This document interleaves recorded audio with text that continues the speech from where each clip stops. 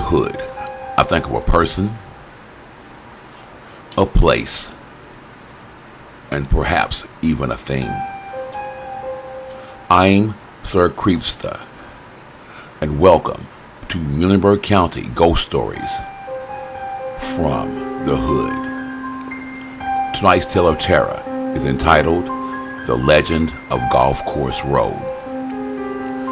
Back when I was young, growing up in the hood, it was often a pleasure to journey off and take a short nature hike to a different side of town just to acknowledge the true beauty that the city had to offer. The greenery alone in the spring and summertime was mesmerizing, followed up quickly by the breathtaking beauty of the fall and winter. As kids, we would take full advantage of this and spend as many hours as we could sucking up every ounce of the wonderful blessings from God that we could. There were certain parts of the town that stuck out more so than others, thus offering an intriguing vibe about itself that just couldn't be overlooked.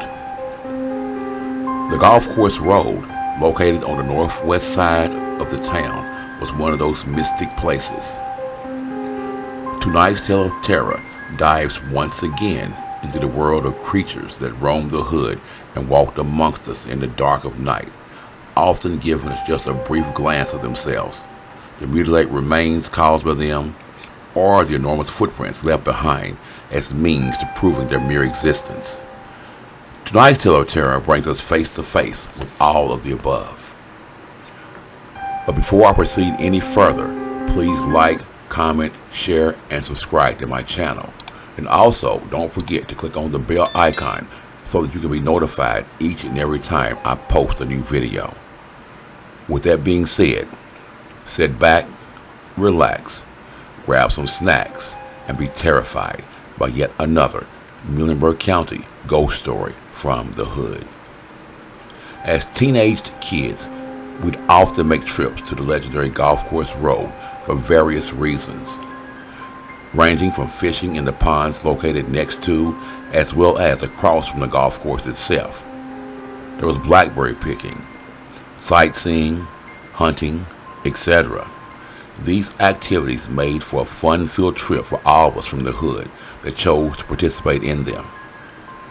The Golf Course Road was only about an 8 to 10 minute walk from the hood, and once we had arrived, there was no mistake that we had stepped foot into a side of town that hardly any of us were accustomed to being in. Completely surrounded by woods and swamps at that time, it seemed to take on a life of its own, especially after dark. That's when that area of town seemed to awaken and reveal a completely different side of the hood. The sounds of frogs, crickets, and other insects could be heard anywhere during the spring and summer months, accompanied by the sounds of deer and other critters trouncing through the dense woods during the fall and winter. Around the time that I was about 15 years old, I recall myself and a group of my friends getting bored of just hanging out in the hood. So the gang of us decided to take a trip to the Golf Course Road just to do a little nighttime exploring, seeing that it was about to get dark. Everyone immediately all in agreement to make the trip. So a couple of the guys ran to their houses and grabbed up some flashlights, and off we went, this band of bored brothers. Upon arriving at the Golf Course Road, things seemed to be going fine at first, and we were all in noticeably laid-back mood, laughing and cracking lighthearted jokes on one another, just to lighten the mood.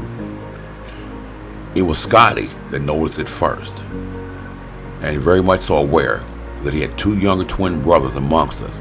He hurriedly ran towards them, whispering something into their ears. This took us all by surprise, without any of us knowing what Scotty was up to, seeing that he was the prankster of the group. But immediately after speaking with his two brothers, he turned his attention to us and asked us all to come to a specific spot that we had unknowingly passed by, informing the gang that he had something he wanted to show us.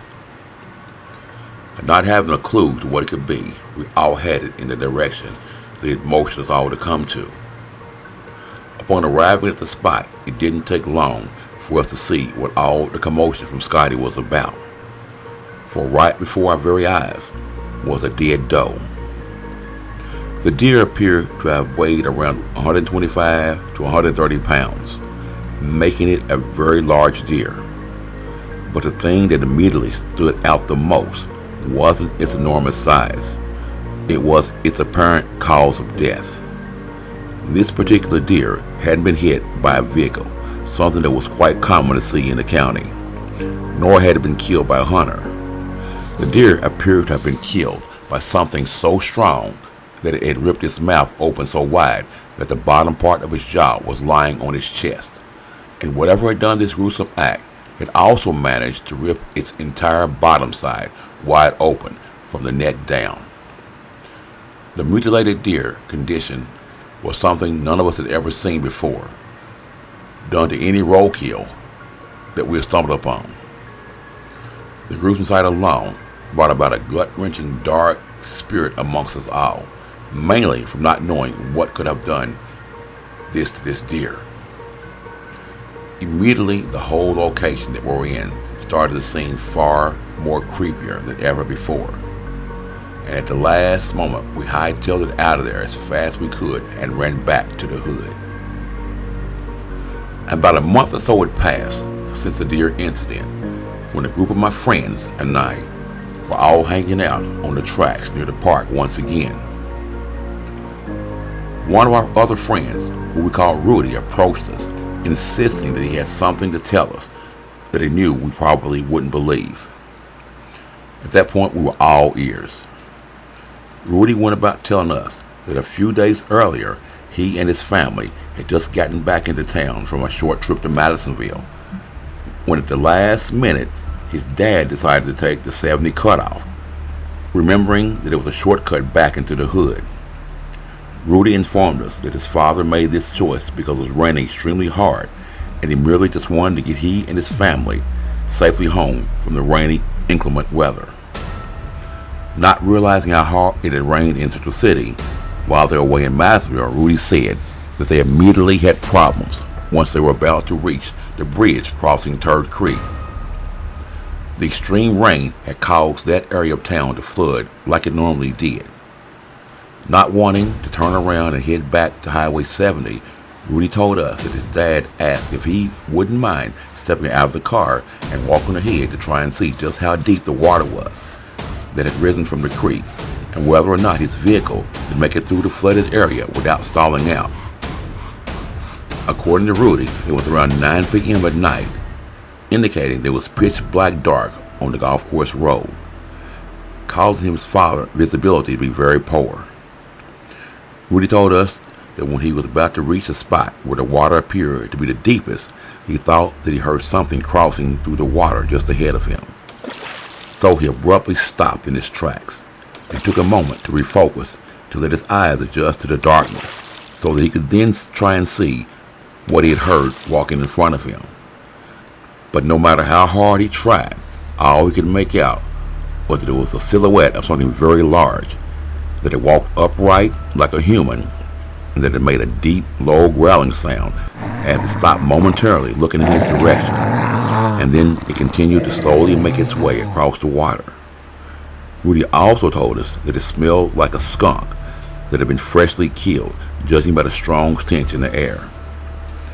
At that point, Rudy said that the blood in his veins went cold, and that because he was numb, too scared to move or make any sort of noises, he told us that he quietly turned around, looking towards the ground as he slowly began to make his way back to his father's car. Once he was safely back inside the car, his father asked him how the condition of the road was and whether or not he would be able to cross through the water without stalling out his car.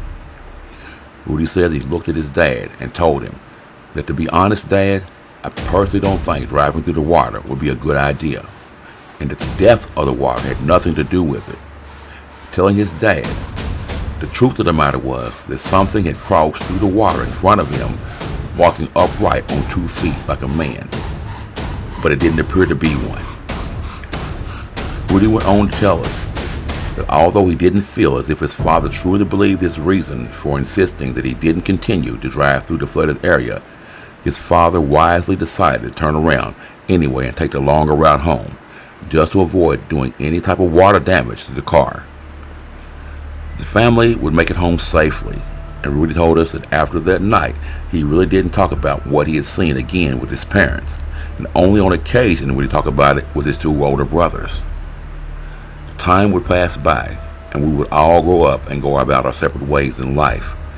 But to this very day, when I do happen by chance to run into Rudy, I intentionally bring up the events of that night to him, just to hear his story one more time.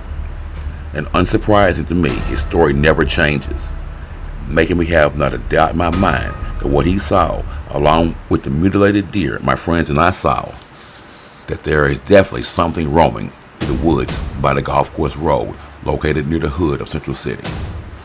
So, if you're ever out late at night and you decide to travel down the golf course road, please do so with caution and be aware of anything that you see lurking in the woods, because it just might be the same creature that my friend ran into years ago, just waiting to scare the life out of you. I'm Sir Creepsta, and until next time, stay terrified.